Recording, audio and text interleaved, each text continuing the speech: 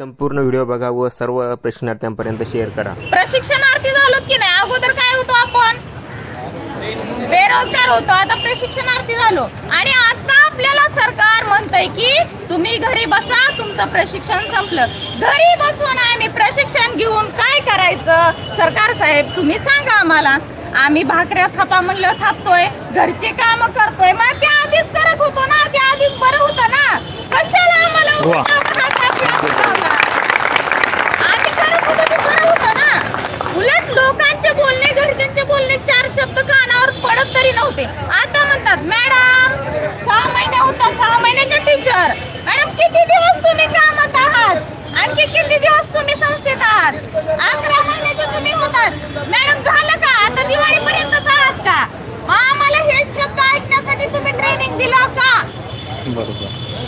आम्हाला कायमस्वरूपी रोजगार द्या आणि आम्ही अगोदर आमच्या घरी होतो, काहीतरी कामधंदा करत होतो, तुम्ही आम्हाला आशा लावली, रोजगार दिला।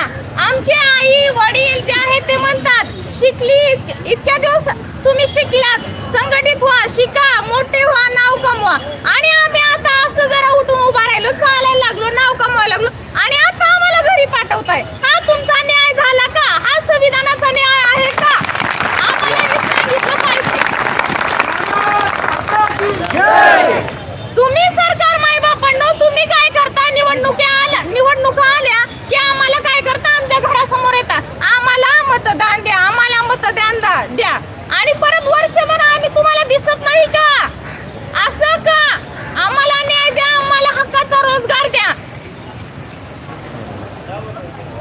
आमची मुलं बाळ आहेत ती त्या रोजगारावरती आहेत मायबापू। मला आता अश्रू येते, दालावर होते,